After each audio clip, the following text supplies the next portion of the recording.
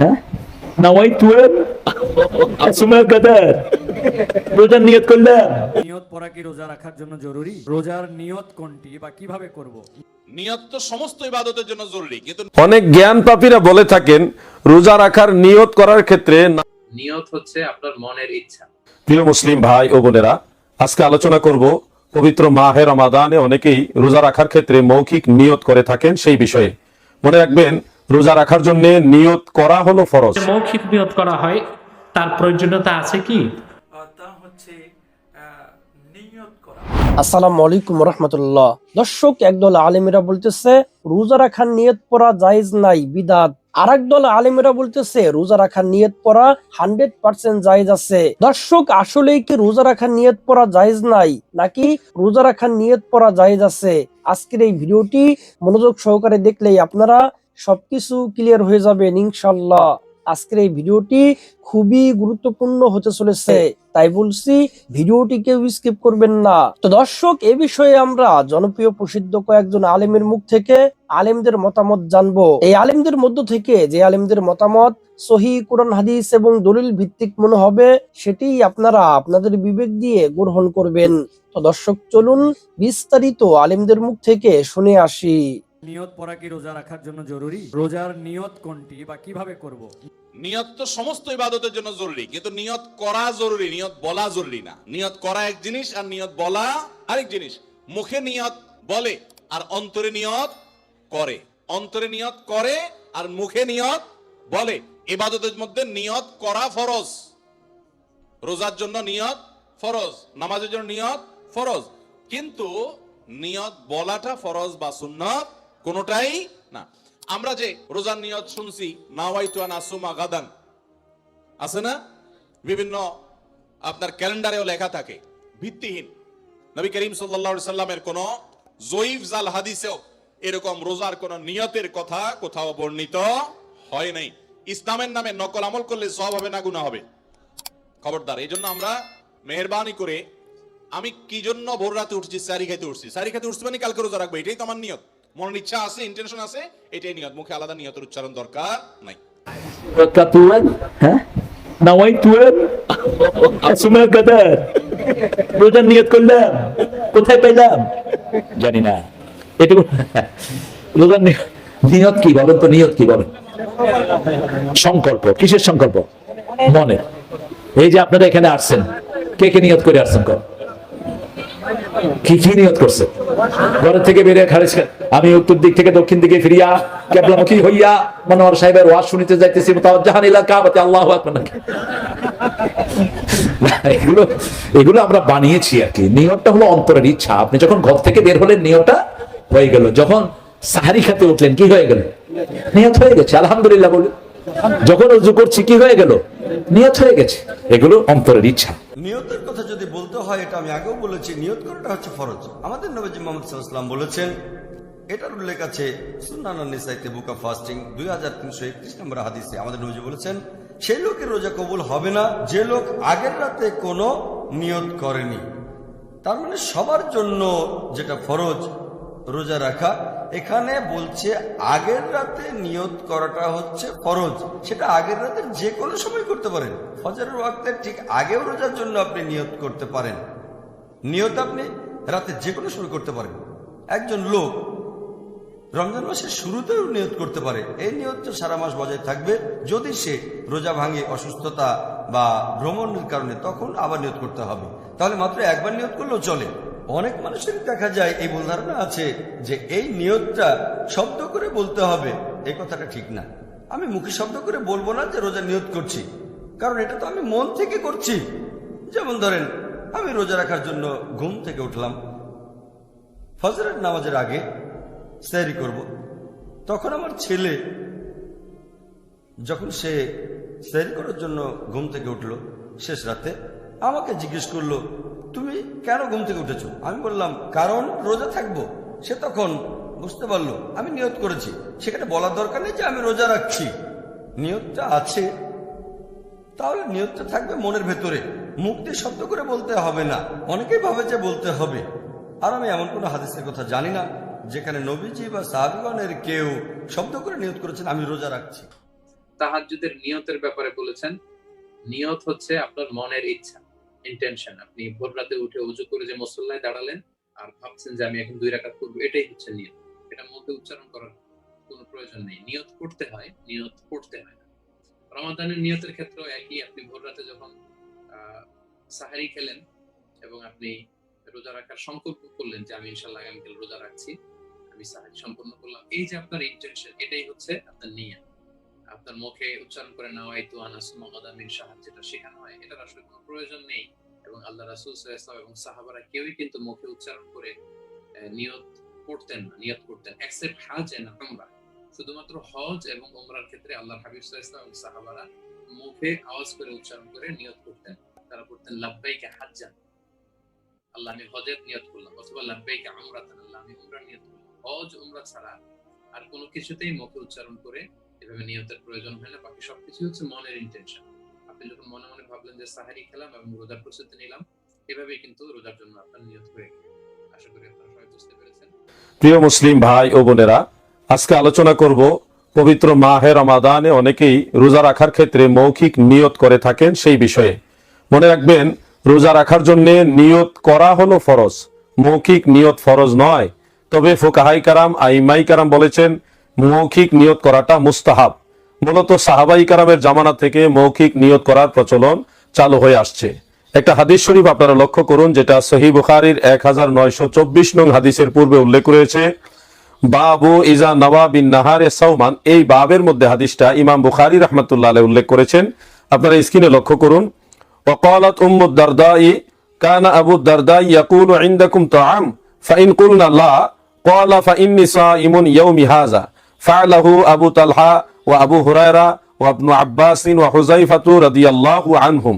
এটার বাংলা অনুবাদ করেছেন ইসলামিক ফাউন্ডেশন বাংলাদেশ এইভাবে, উম্মু দারদা রাদিয়াল্লাহু তাআলা আনহা বলেন, আবু দারদা রাদিয়াল্লাহু আনহু তাকে এসে জিজ্ঞাসা করলেন, তোমাদের কাছে কিছু খাবার আছে? আমরা যদি বলতাম নেই, তাহলে তিনি বলতেন আমি আজ সাওম পালন করব। আবু তালহা, আবু হুরায়রা, ইবনু আব্বাস এবং হুযায়ফা রাদিয়াল্লাহু আনহুম অনুরূপ করতেন। অর্থাৎ সাহাবীদের এক জামাত তিনারা রোজা রাখার ক্ষেত্রে ফাইন্নী সাইমুন ইয়াউমি হাযা এইভাবে মৌখিক উচ্চারণের মাধ্যমে নিয়ত করতেন। তাহলে বিষয়টা আমরা সহিহ বুখারীর আলোকে জানলাম যে মৌখিক উচ্চারণের মাধ্যমে নিয়ত করাটা বিদআত নয়, নাজায়েজ নয়, বরং এটা সুন্নতে সাহাবা। ফিকহের দৃষ্টিতে এটাকে বলা হয় মুস্তাহাব, জায়েজ। এজন্য ফুকাহাই কারাম মৌখিক নিয়তকে মুস্তাহাব বলেছেন, জায়েজ বলেছেন। যেমন বিশ্বনন্দিত ফিকহের কিতাব ফাতওয়ায়ে শামির মধ্যে আল্লামা ইবনু আবিদিন শামি রাহমাতুল্লাহ আলাইহি তিনি প্রথম খণ্ডের 80 নম্বর পৃষ্ঠার মধ্যে এইভাবে উল্লেখ করেছেন, ওয়ালিজা ইখতারা ফিল হিদায়াতি আন্না তালাফফুযা বিহা মুস্তাহাব্বুন। আর এই কারণে সাহিবুল হিদায়া ইখতিয়ার দিয়েছেন যে মৌখিক উচ্চারণের মাধ্যমে নিয়ত করা মুস্তাহাব। ঠিক অনুরূপ আরেকটা ফতোয়া উল্লেখ রয়েছে হাসিয়াতু তাহতাবি আলা মারাকিল ফালাহ, ওই কিতাবের প্রথম খণ্ডের 221 নং পৃষ্ঠায়, আপনারা স্ক্রিনে লক্ষ্য করুন। ক্বালা মিন মাশাইখিনা ইন্না তালাফফুযা বিন নিয়্যাতি সুন্নাতুন লাম ইয়ারিদ বিহি সুন্নাতুন নবী সাল্লাল্লাহু আলাইহি ওয়াসাল্লাম বাল সুন্নাতু বাদিল মাশাইখ। অর্থাৎ মাশাইখিনে আযমগণ বলেছেন মৌখিক উচ্চারণের মাধ্যমে নিয়ত করাটা হলো সুন্নাহ। এই সুন্নাহ দ্বারা রাসূল পাকের সুন্নাহ উদ্দেশ্য নয়, বরং কোন কোন মাশাইখিনে আযমগণের সুন্নাহ সেটাই হলো উদ্দেশ্য। ঠিক অনুরূপ ফতোয়া উল্লেখ রয়েছে ফাতওয়ায়ে বাহরুর রাইকের মধ্যে। আবু হানিফায়ে সানি ইমাম ইবনে নুজাইম মিসরি হানাফি রাহমাতুল্লাহ আলাইহি তিনি ওই কিতাবের প্রথম খণ্ডের 293 নম্বর পৃষ্ঠার মধ্যে লিখেছেন, আপনার স্ক্রিনে লক্ষ্য করুন, ওয়াকাদ ইখতিলাফা কালামুল মাশাইখে ফি তালাফফুজ বিল লিসানে ফাযাকারাহু ফি মুনিয়াতিল মুসাল্লি আন্নাহু মুস্তাহাব্বুন ওয়া হুয়াল মুখতার ওয়া সাহহাহু ফিল মুজতাবা। অর্থাৎ মাশাইখিনে আযমগণের মধ্যে মৌখিক নিয়ত করার বিষয়টা ইখতিলাফ রয়েছে, মতানৈক্য রয়েছে। তবে মুনিয়াতুল মুসাল্লি কিতাবের মধ্যে উল্লেখ রয়েছে আন্নাহু মুস্তাহাব্বুন, নিশ্চয়ই মৌখিক উচ্চারণের মাধ্যমে নিয়ত করা মুস্তাহাব। ইমাম ইবনু নুজাইম মিসরি রাহমাতুল্লাহ আলাইহি বলেন ওয়া হুয়াল মুখতার, এটাই হলো গ্রহণযোগ্য। ওয়া সাহহাহুল মুজতাবা, মুজতাবা গ্রন্থের মধ্যে এটাকেই বিশুদ্ধ বলা হয়েছে। তাহলে আমরা ফুকাহায়ে কেরামের ফতোয়ার আলোকে জানলাম মৌখিক উচ্চারণের মাধ্যমে নিয়ত করা বিদআত বা নাজায়েজ নয়, বরং এটা জায়েজ এবং মুস্তাহাব পর্যায়ের সুন্নাহ। অনেক জ্ঞান পাপীরা বলে থাকেন রোজা রাখার নিয়ত করার ক্ষেত্রে নাওয়াইতু আন আসুমা গাদান, এই গাদান শব্দটা ব্যবহার করা নাকি মূর্খতা। আসলে আয়নার মধ্যে নিজের চেহারাটাই দেখা যায়, তো এই জন্য সবাইকে মূর্খ বলে তারা আখ্যায়িত করে। আমি আপনাদেরকে এই ব্যাপারে কয়েকটা দলিল দেখাচ্ছি, আপনারা সবাই লক্ষ্য করুন। আল মুহিতুল বুরহানি কিতাবের মধ্যে এইভাবে উল্লেখ করেছে, وحكى عن الشيخ الإمام شمس الأئمة الحلواني رحمه الله إذا قال الرجل نويت أن أصوم غدا إن شاء الله كانت نيته صحيحة لو صام غدا بهذه النية يجوز استحسانا। এখানে স্পষ্ট উল্লেখ রয়েছে শামসুল আইম্মা ইমাম হালওয়ানি রাহমাতুল্লাহ আলাইহি তিনি বলেছেন, যদি কোনো ব্যক্তি ইজা ক্বালা রাজুল, কোনো ব্যক্তি যদি বলে নাওয়াইতু আন আসুমা গাদান ইনশাআল্লাহ, অর্থাৎ আল্লাহ চাহে তো আমি আগামীকাল রোজা রাখবো, রাতের বেলা যদি সেটা বলে, কানাত নিয়্যাতুহু সাহিহা, অবশ্যই তার নিয়তটা বিশুদ্ধ হবে। লাউ সামা গাদান বিহাযিহি নিয়্যা, এই ধরনের নিয়ত রাখার মাধ্যমে যদি সে আগামীকাল রোজা রাখে, ইয়াজুজু ইস্তিহসানান, উত্তম রূপে সেটা জায়েজ হবে। শামসুল আইম্মা হালওয়ানি রাহমাতুল্লাহ আলাইহি ফতোয়া দিয়েছেন। অনুরূপ ফতোয়া উল্লেখ রয়েছে তাবিয়িনুল হাকায়েক সেই কিতাবের মধ্যে এইভাবে, ফি জাওয়ামিউল ফিকহি قال نويت أن أصوم غدا إن شاء الله تعالى صحت نيته, অর্থাৎ জাওয়ামিউল ফিকহি গ্রন্থের মধ্যে উল্লেখ রয়েছে, কেউ যদি এইভাবে নিয়ত করে নাওয়াইতু আন আসুমা গাদান ইনশাআল্লাহু তাআলা, এইভাবে যদি নিয়ত করে সাহহাত নিয়তুহু, তার নিয়ত সহিহ হবে, বিশুদ্ধ হবে।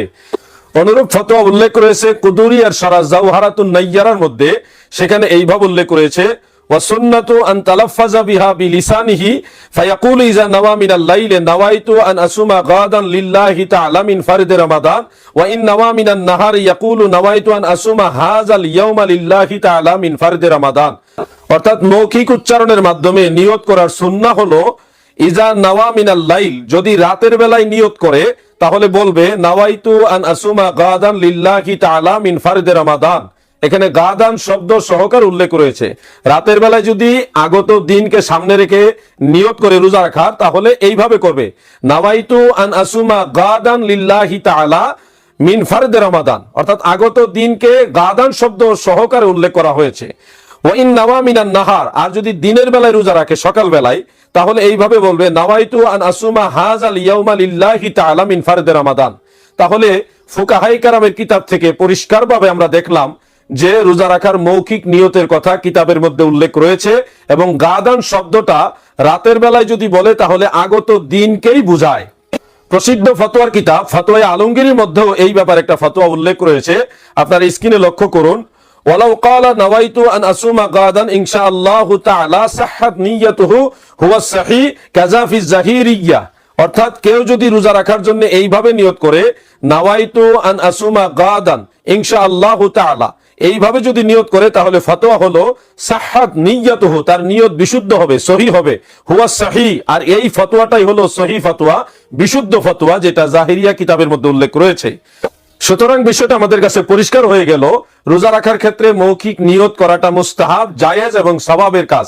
সেক্ষেত্রে নাওয়াইতু আন আসুমা গাদান, এই গাদান শব্দটা উল্লেখ করে আগত দিনকে সামনে রেখে রাতের বেলায় নিয়ত করা জায়েজ, এবং ফুকাহায়ে কেরাম বলেছেন এটা অবশ্যই সওয়াবের কাজ। এবার আমি আপনাদেরকে আরো কয়েকটা হাদিস শরীফ দেখাবো, যে হাদিসগুলি দেখলে বিষয়টা আপনাদের আরো পরিষ্কার হবে ইনশাআল্লাহ। প্রথমে লক্ষ্য করুন সুনানু নাসাই এর 2113 নম্বর হাদিস, যেটা তিরমিজি শরীফের 691 নম্বর হাদিস উল্লেখ রয়েছে, ইবনে মাজাহ শরীফের 1652 নং হাদিসের মধ্যে উল্লেখ রয়েছে। আপনারা সবাই লক্ষ্য করুন, সেখানে এইভাবে উল্লেখ রয়েছে, আন ইবনে আব্বাসিন ক্বালা জাআ আরাবিয়্যুন ইলান নবী সাল্লাল্লাহু আলাইহি ওয়াসাল্লাম ফাকালা আবসারতুল হিলালাল লাইলা فقال أتشهد أن لا إله إلا الله وأن محمدا عبده ورسوله قال نعم قال يا بلال أذن في الناس فليصوموا غدا। অর্থাৎ হযরত ইবনে আব্বাস রাদিয়াল্লাহু আনহুমা বর্ণনা করেন, একজন আরবি আল্লাহ রাসূলের দরবারে এসে বললেন, আমি রাতের বেলায় চাঁদ দেখেছি, রাতের বেলায় চাঁদ দেখেছি। তখন আল্লাহর হাবিব তাকে জিজ্ঞাসা করলেন, তুমি কি লা ইলাহা ইল্লাল্লাহ ওয়া আন্না মুহাম্মাদান আবদুহু ওয়া রাসূলুহু এটা সাক্ষ্য দাও? তখন তিনি বললেন, হ্যাঁ আমি সাক্ষী দেই। আল্লাহর রাসূল তখন কি বললেন আপনারা খেয়াল করুন, রাতের বেলায় চাঁদ দেখার বিষয়টাকে উল্লেখ করে আল্লাহ রাসূল বলতেছেন, আযজিন ফিন নাস ফালিয়াসুমু গাদান, লোকদেরকে জানায়া দাও, এলান করে দাও তারা যেন আগামীকাল রোজা রাখে। ফালিয়াসুমু গাদান, দেখুন আগত দিনকে সামনে রেখে রাতের বেলায় গাদান শব্দ আল্লাহ রাসূল ব্যবহার করলেন। এ থেকে বোঝা গেল আগত দিনকে সামনে রেখে গাদান শব্দ ব্যবহার করে আল্লাহ রাসূলের সুন্নাহ এবং আরবি ভাষার দিক থেকে এটা যুক্তিযুক্ত। এ পর্যায়ে আপনাদেরকে আরেকটা হাদিস শরীফ দেখাবো, যেটা সহিহ বুখারীর 4209 নং হাদিস, অন্যান্য হাদিস গ্রন্থের মধ্যেও হাদিসটা বর্ণিত রয়েছে। হযরতে সালামা রাদিয়াল্লাহু তাআলা আনহু বর্ণনা করেন, খায়বর যুদ্ধের ময়দানে হযরতে আলী রাদিয়াল্লাহু আনহু পৌঁছতে একটু বিলম্ব হয়ে গিয়েছিল। যখন তিনি যুদ্ধের ময়দানে পৌঁছলেন তখন আল্লাহ রসুল হযরত আলী রাদিয়াল্লাহু আনহুকে উদ্দেশ্য করে একটা কথা বলেছিলেন। আপনার এই কথাটা একটু লক্ষ্য করুন। ফালাম্মা বিতনাল লাইলাতাল্লাতী ফুতিহাত ক্বালা লাউতিয়ান্নার রায়াতা গাদান। এটার অর্থ ইসলামিক ফাউন্ডেশন বাংলাদেশ এইভাবে করেছেন, খাইবর বিজিত হওয়ার আগের রাতে, খাইবর বিজিত হওয়ার আগের রাতে তিনি রাসূল পাক সাল্লাল্লাহু আলাইহি ওয়াসাল্লাম বললেন, আগামীকাল সকালে আমি এমন এক ব্যক্তির হাতে পতাকা তুলে দেব যার হাতে বিজয় রয়েছে। তো এখানে একটা জিনিস খেয়াল করুন, খাইবর বিজিত হওয়ার আগের রাতে আগত দিনকে উদ্দেশ্য করে আল্লাহ রসুল সাল্লাল্লাহু আলাইহি সাল্লাম গাদান শব্দটা ব্যবহার করলেন। তাহলে বিষয়টা পরিষ্কার, আগত দিনকে সামনে রেখে যদি রাতের বেলায় গাদান শব্দ ব্যবহার করা হয় তাহলে আল্লাহ রসুলের পবিত্র ভাষা মুবারক দ্বারা সমর্থিত হলো এবং আরবি ভাষার দ্বারা এটা যুক্তিযুক্ত হলো। অতএব রোজা রাখার নিয়তের ক্ষেত্রে নাওয়াইতু আন আসুমা গাদান শব্দটা যদি কেউ রাতের বেলায় উল্লেখ করে নিয়ত করে তাহলে আগত দিনকে উদ্দেশ্য করে রোজা রাখার নিয়ত অবশ্যই বিশুদ্ধ হবে, জায়েজ হবে, সুন্নাহ সমর্থিত হবে। সুতরাং প্রিয় মুসলিম ভাই এবং বোনেরা, আহলুস সুন্নাত ওয়াল জামাতের সমস্ত উলামায়ে কেরাম, ফুকাহায়ে কেরাম, সমস্ত মুমিন মুসলমান যেইভাবে চলেছে আমরা ওইভাবে চলবো। ফুকাহায়ে কেরাম আমাদেরকে যেইভাবে দিক নির্দেশনা দিয়েছেন আমরা ওইভাবে আমল করব। মহান আল্লাহ পাক আমাদের সবাইকে ওইভাবে আমল করার তৌফিক দান। রোজার নিয়ত কি বেদাত, নাওয়াইতু আন আসুমা গাদান মিন শাহরে রমাদান, বা এই ধরনের আগামীকাল রোজা রাখবো, এই কথাটি দিয়ে নিয়ত করা এটা বৈধ কিনা, এটা বেদাত কিনা।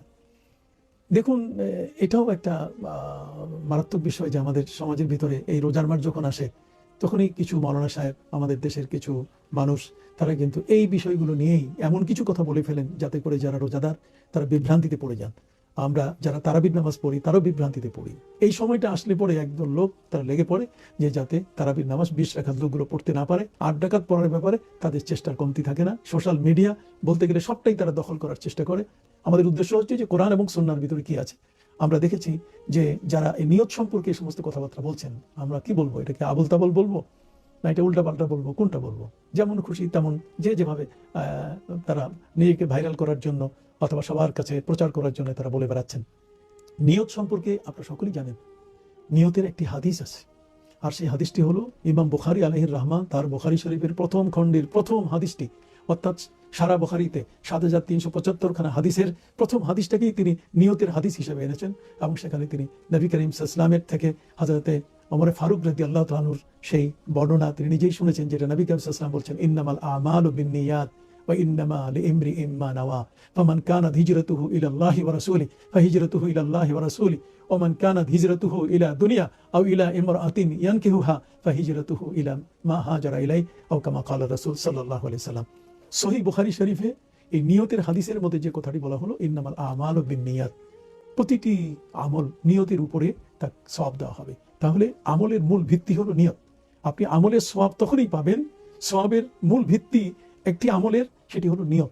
যত শুদ্ধ নিয়ত হবে ততই কিন্তু আপনার আল্লাহর কাছে পুরস্কারটা তত বেশি পরিমাণে আপনি পাবেন।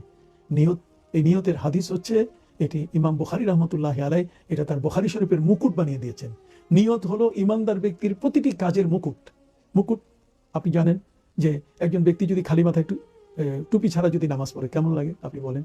একজন রাজা তার মাথায় যদি মুকুট না থাকে তাহলে কেমন লাগে আপনি বলেন? একজন মহিলা তার মাথায় যদি পর্দার কাপড় না থাকে তাহলে কেমন লাগে আপনি বলেন? তো ঠিক অনুরূপভাবে আপনি ইবাদত করবেন, আপনার নিয়ত নাই, ঠিক তেমনই লাগবে। নিয়ত হচ্ছে, এটি হচ্ছে সমস্ত ইবাদতের মুকুট।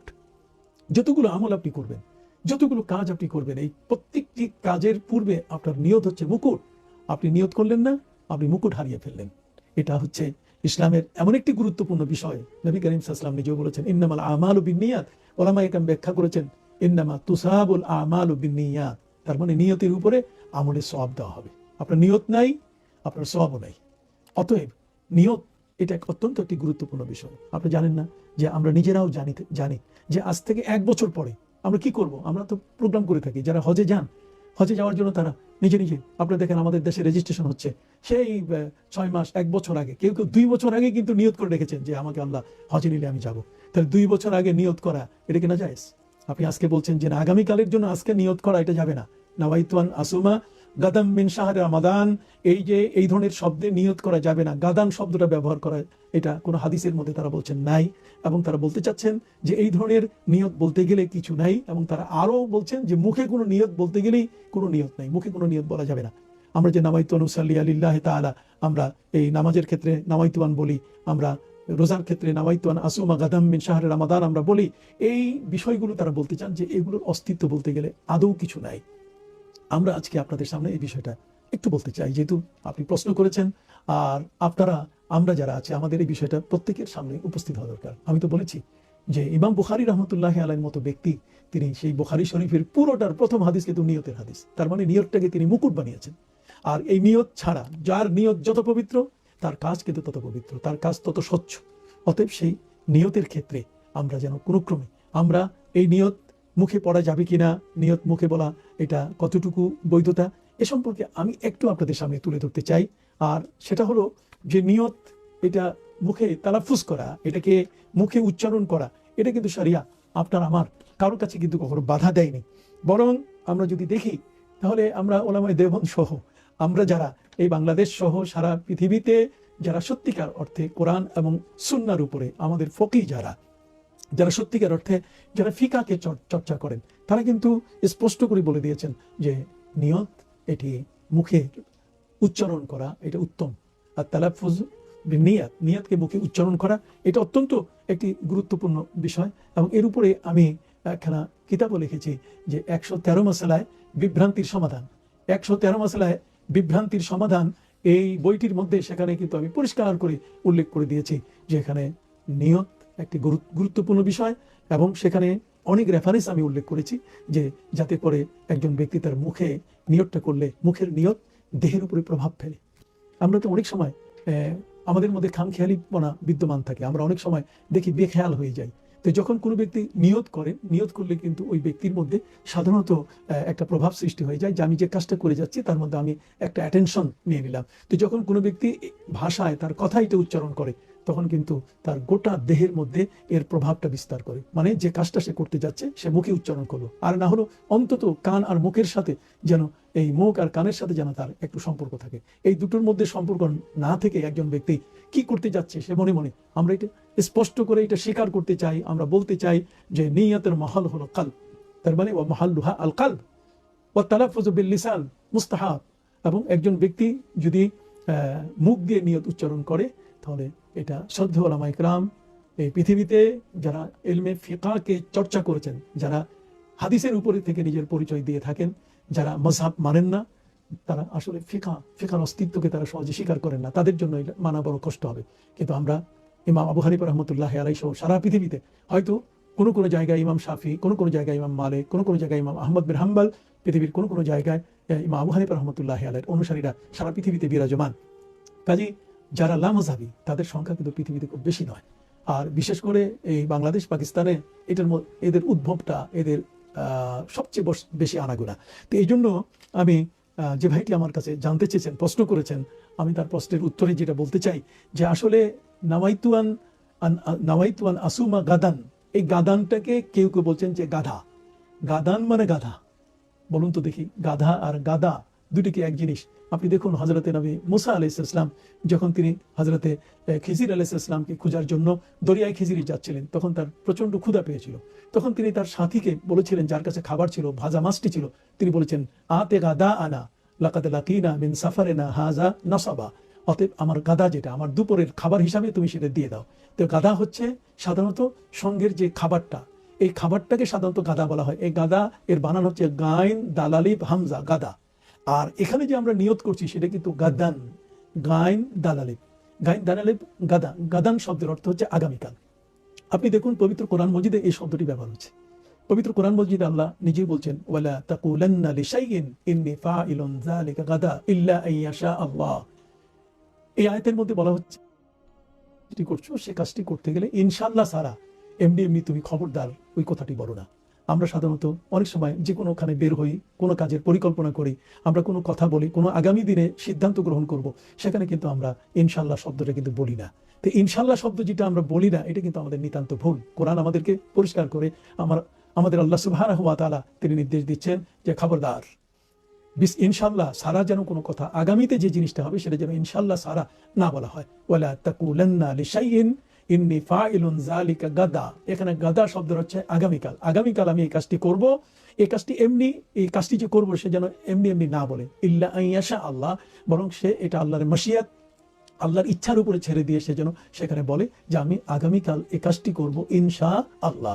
তাহলে ইনশা আল্লাহ যোগ করে যদি কোনো একজন ব্যক্তি কোনো কাজ করে, তাহলে তাতে তো সেখানে এই গাদান শব্দ ব্যবহার করতে কোনো অসুবিধা নেই। আমরা পবিত্র কোরআন মজিদে যদি লক্ষ্য করি, তাহলে সেখানে দেখা যাবে যে আল্লাহ সুবহানাহু ওয়া তাআলা তিনি পরিষ্কার করে আমাদেরকে সেখানে বলে দিয়েছেন যে ইন্নাল্লাহ ইনদাহু ইলমুস সাআ ওয়া ইউনাজ্জিলুল গায়সা ওয়া ইয়ালামু মা ফিল আরহাম ওয়ামা তাদরি নাফসুম মাযা তাকসিবু গাদা ওয়ামা তাদরি নাফসুম বিআইয়ি আরদিন তামুত। আল্লাহ পাক রব্বুল আলামিন তিনি বলছেন ইন্নাল্লাহ ইনদাহু ইলমুস সাআ, নিশ্চয়ই আল্লাহর কাছে কিয়ামত কবে সংঘটিত হবে সেই জ্ঞান, সেই ইলম আল্লাহর কাছে আছে, এর নির্ধারিত তারিখটি আল্লাহই জানেন। ইন্নাল্লাহ ইনদাহু ইলমুস সাআ।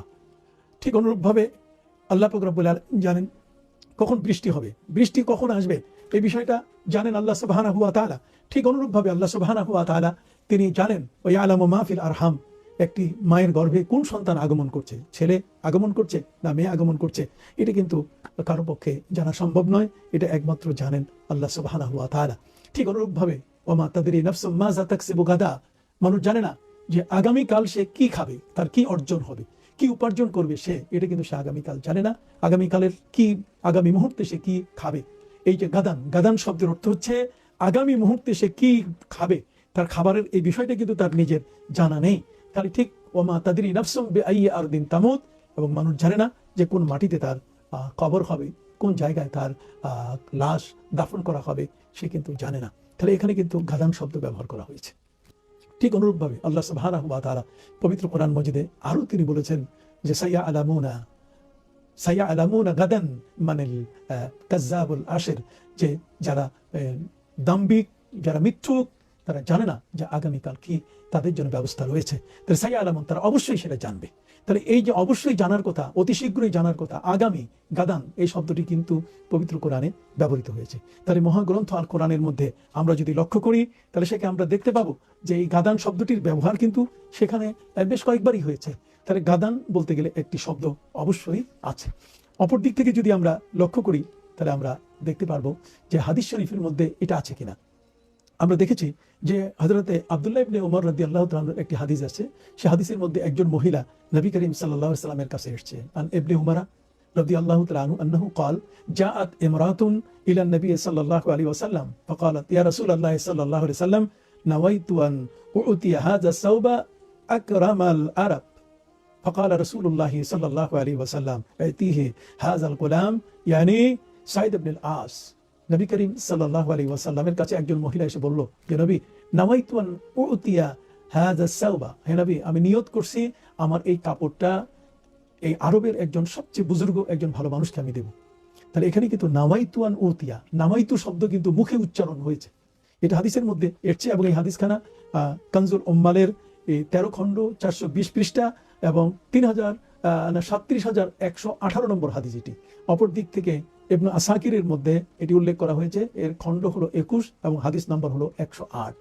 এখানে কিন্তু আমরা দেখতে পাচ্ছি সেই মহিলা কিন্তু নবী করিম সাল্লাল্লাহু আলাইহি ওয়াসাল্লামের সামনে প্রকাশ্যে তার মুখ দিয়ে এসে বলেছে, উচ্চারণ করে, নাওয়াইতু আন উতিয়া হাযা সাওবা আকরামাল আরব, তার মানে আরবের সবচেয়ে বড় যে বুজুর্গ যে মানুষটা আমি তাকে দিতে চাই।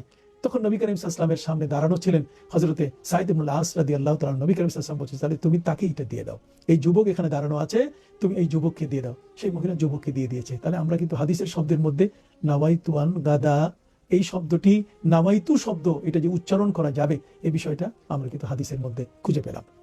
ঠিক অপর দিক থেকে যদি আমরা দেখতে চাই, তাহলে আমরা কিন্তু হযরতে সালমা ইবনুল আকওয়া তিনি এই যে হাদিসটি বর্ণনা করেছেন, আর সেই হাদিসটি খাইবারের যুদ্ধের ব্যাপারে।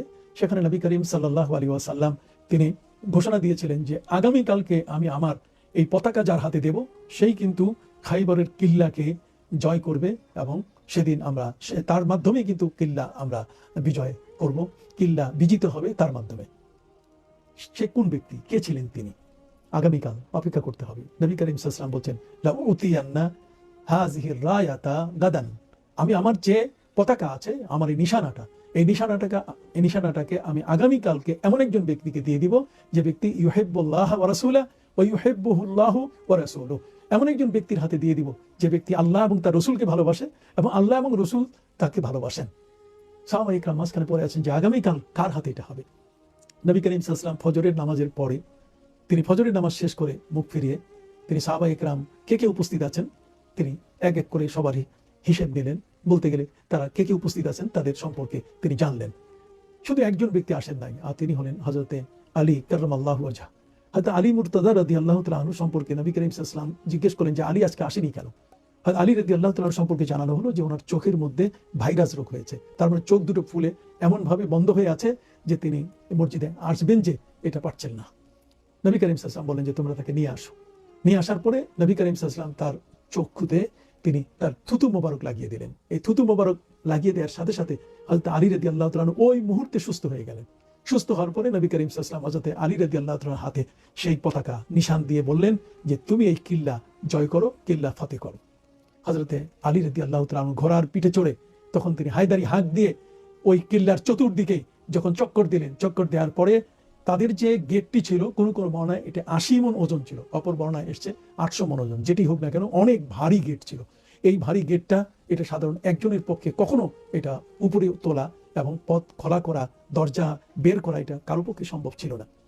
হযরত আলী রাদিয়াল্লাহু তাআলা সেখানে তিনি তার তর্জনী আঙ্গুল লাগাই দিয়ে একসাথে এক ধাক্কা দিয়ে তিনি পুরা কপাটটাকে খুলে ফেললেন। তো এখানে কিন্তু হাদিসের মধ্যে এসছে যে নবী করিম সাল্লাল্লাহু আলাইহি ওয়াসাল্লাম তিনি কিন্তু হযরত আলী রাদিয়াল্লাহু তাআলা আনহুকে যে পতাকাটা দিচ্ছেন তার ঘোষণা তিনি আগে দিয়ে বলছিলেন যে লা উতিয়ান্না আর হাযিহির রায়াতা গাদান, এটা কিন্তু আগামীকাল আমি একজনকে এই আমার পতাকা দিয়ে দিব এবং সেই এই পতাকা হাতে নিয়ে এসে বিজয় লাভ করবে। তাহলে আমরা কিন্তু এখানেও দেখতে পাচ্ছি যে হযরতে আলী রাদিয়াল্লাহু তাআলা আনহুর এই যে হাদিসখানা এটা প্রায় 69টি হাদিসের মধ্যে এসছে। এই গাদান শব্দ সেখানে ব্যবহৃত হয়েছে। এটা মুসনাদে বাজ্জারের প্রথম খণ্ড 193 পৃষ্ঠা এবং হযরতে ইমাম আহমদ বিন হাম্বল তার মুসনাদের মধ্যে উল্লেখ করেছেন পঞ্চম খণ্ড 233 পৃষ্ঠা হাদিস নম্বর 22872 এবং সহিহ ইবনে হিব্বানের পঞ্চদশ খণ্ড 15তম খণ্ড এর পৃষ্ঠা হচ্ছে 377 হাদিস নম্বর 6932। এখানে কিন্তু হযরতে সালমা ইবনে আকওয়া তার মাধ্যমে হযরতে আলী রাদিয়াল্লাহু তাআলা হাদিস এসেছে এবং এই হাদিসখানা বুখারী এবং মুসলিমে হযরত ঈদের মাধ্যমে এই হাদিসখানা বর্ণিত হয়েছে। তাহলে কিন্তু আমরা এখানেও দেখতে পেলাম যে হযরতে নবী করিম সাল্লাল্লাহু আলাইহি সাল্লাম তার এই বিজয়ের যে কেতনটা, তার মানে যে পতাকাটা তিনি দিতে চেয়েছিলেন সেটা বলছেন আগামীকাল। এখানে কিন্তু গাদান শব্দের ব্যবহার এসছে। তো কাজে গাদান শব্দের অর্থ কিন্তু গাধা না। যারা এটা বলে আমি জানি না যে তারা কোন স্তরে কিভাবে এটাকে বলে। বিরোধিতা করলেও তো কিছু যুক্তি তর্ক থাকা দরকার। এখানে বিরোধিতার আসলে তো কোনো যুক্তিও নাই, তর্কও নাই, কিছু নেই।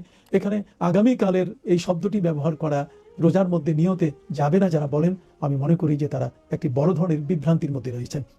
ঠিক এমনি করে আমরা যদি ফতোয়ার কিতাবগুলোতে দেখি তাহলে দেখতে পাবো আল বাহরুর রায়েক 4th খণ্ড 441 পৃষ্ঠা। এই 41 পৃষ্ঠার মধ্যে তিনি সেখানে পরিষ্কারভাবে উল্লেখ করেছেন ফালাউ ক্বালা নাওয়াইতু আন আসুমা ইনশাআল্লাহ সাহা নিয়াতুহু সাহাত নিয়াতুহু।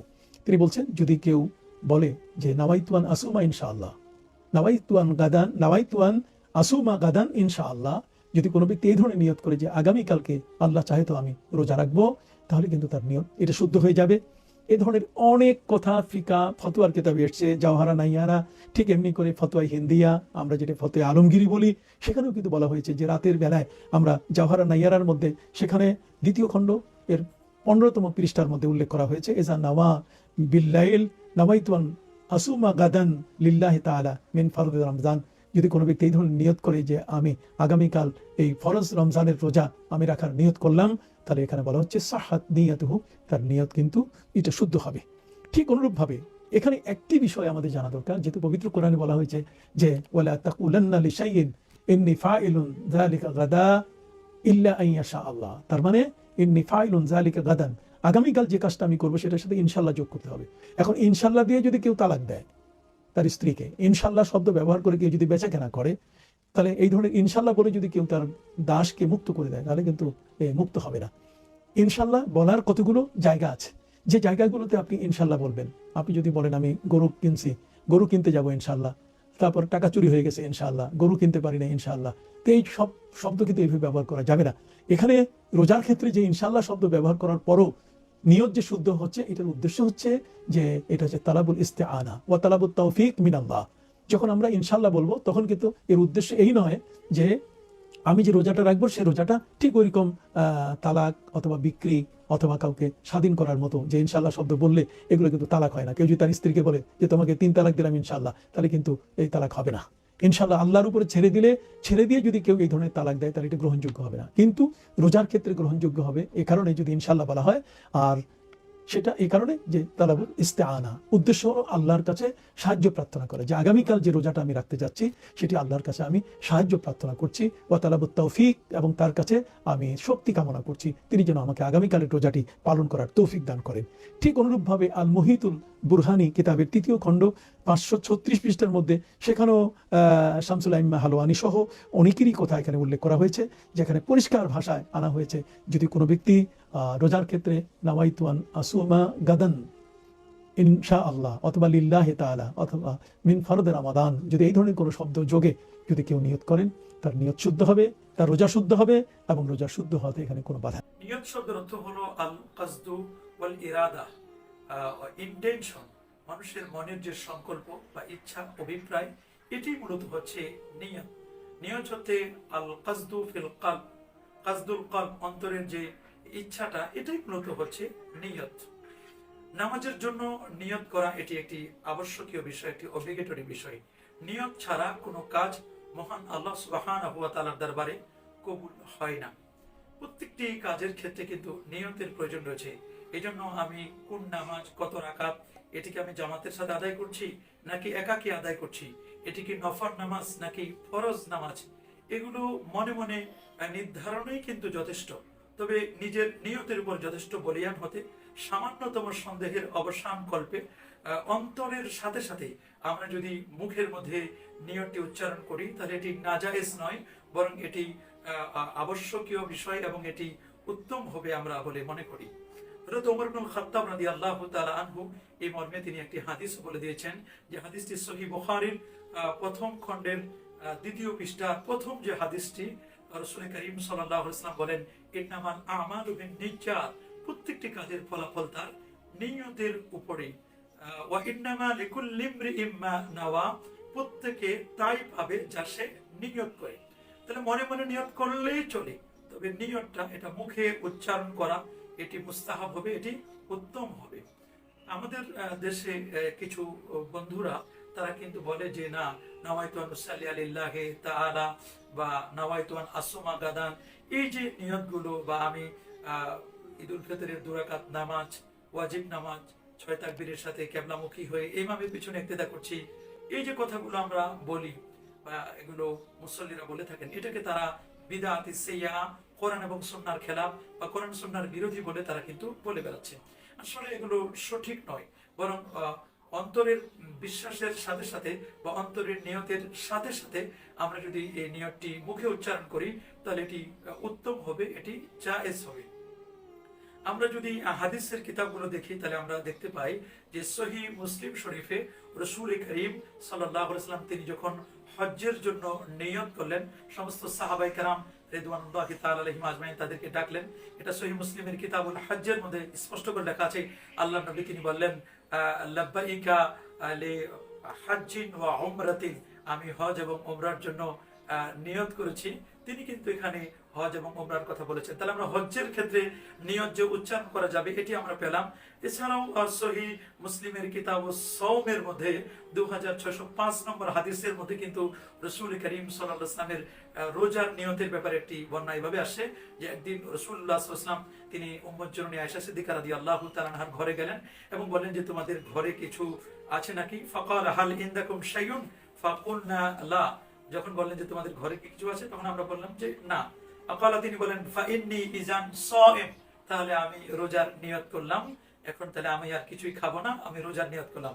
তাহলে এই দুটো হাদিস দ্বারা রোজার নিয়ত এবং হজ্জের নিয়ত যে মুখে উচ্চারণ করা যাবে আমরা কিন্তু তা বুঝতে পারলাম।